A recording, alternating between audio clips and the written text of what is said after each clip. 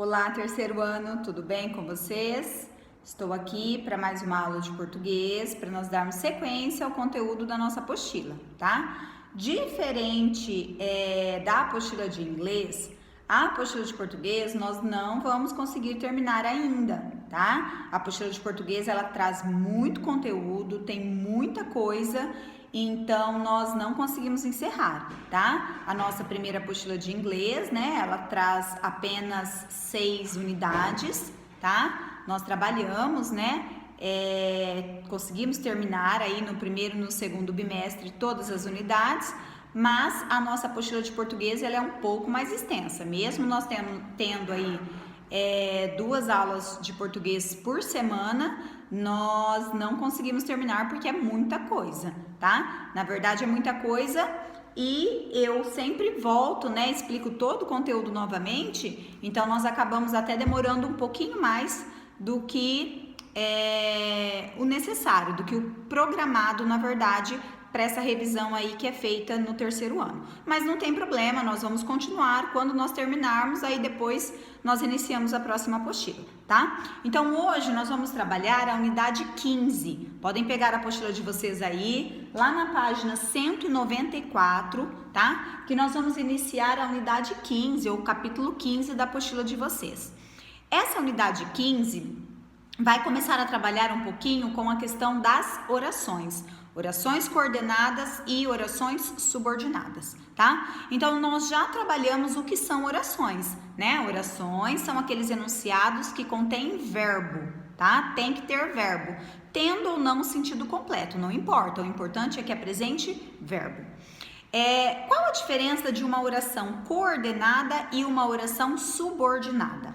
As orações coordenadas são aquelas orações independentes, tá? Quando a gente diz que um período ele é composto por coordenação, quer dizer que as orações que formam esse período são orações independentes entre si.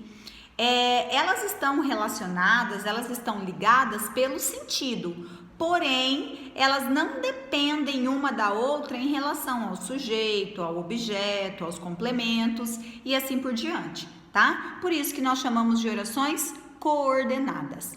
Essas orações coordenadas, elas possuem classificações e é isso que vocês terão que aprender, né? Ou revisar aí quem já aprendeu, tá? Nós temos 2 tipos de orações coordenadas. Nós temos as orações coordenadas assindéticas, que são aquelas orações que não apresentam conjunções, tá? Elas não vão ter palavrinhas para ligar a uma outra oração.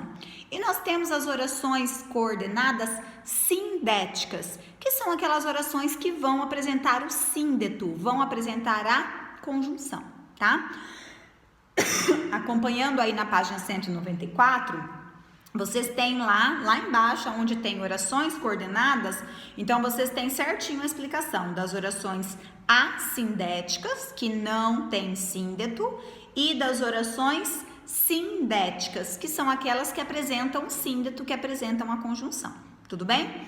Então, quando eu falo assim, eu cheguei, sentei e deitei, quando eu falo eu cheguei, não tem nenhuma conjunção nessa oração. Então, ela é uma conjunção coordenada assindética. Sentei, também não tem nenhuma conjunção. Então, ela também é uma oração coordenada assindética. Agora, quando eu digo e sentei, essa outra oração, e sentei, ela apresenta o e. Nós temos uma conjunção. Então, se ela apresenta conjunção, ela é uma oração coordenada sindética. Tudo bem? Só que tem um probleminha. Essas orações coordenadas sindéticas são orações que também têm as suas classificações. Por quê? Porque tudo vai depender do tipo de conjunção que aparece nessas orações, tá? Então, nós temos 5 tipos de orações coordenadas sindéticas.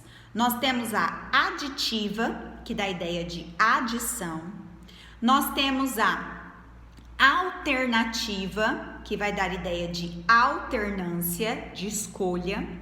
Nós temos a adversativa, que vai dar uma ideia de oposição, de contrariedade. Nós temos a explicativa, que traz uma ideia de explicação, e temos também a conclusiva, que é aquela que vai trazer uma ideia de conclusão, tá? Então, quando eu disse e deitei, esse e, ele está aí dando uma ideia de soma, uma ideia de adição. Então, na hora de classificar, nós diríamos que essa oração e deitei, ela é uma oração coordenada sindética aditiva. Tudo bem? Adversativa, por exemplo, se eu tivesse dito assim, eu estudei, mas não fui bem na prova. Então, ó, eu estudei. Você entende oração, tem sujeito, tem o verbo, tá? Então, é uma oração coordenada assindética. Ela é independente e ela não tem conjunção. Mas fui mal na prova. Então, esse mas é uma conjunção. E essa é uma conjunção que indica a ideia de contrariedade, de oposição, tá? Então, é uma oração coordenada, porque ela também não depende da outra, só que ela é uma oração coordenada adversativa. Por quê? Porque ela indica essa ideia de contrariedade, de oposição. Tudo bem?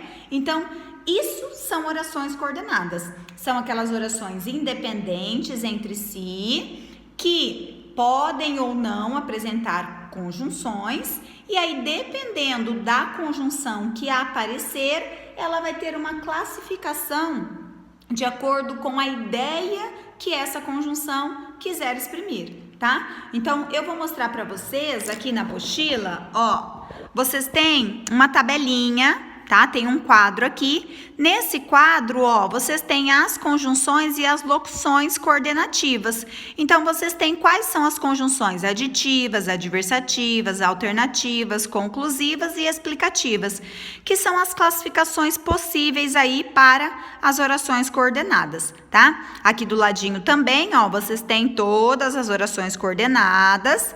Então, vocês podem dar uma olhadinha, né? Façam, grifem aí, leiam a apostila, que é interessante que vocês marquem e façam a leitura também, né, da parte teórica que a apostila traz para vocês. Tudo bem?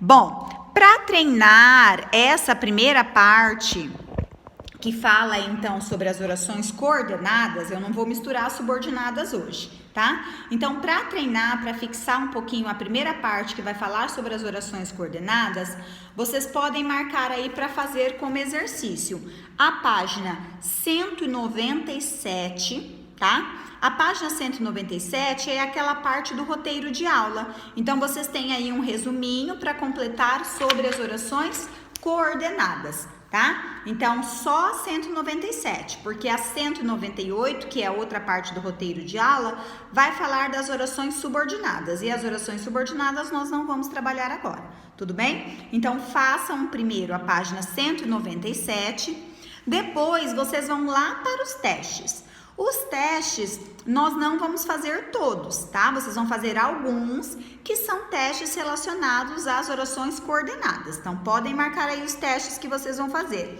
Vocês vão fazer os testes número 1, tá? Vão fazer o número 2. Também podem fazer o número 4.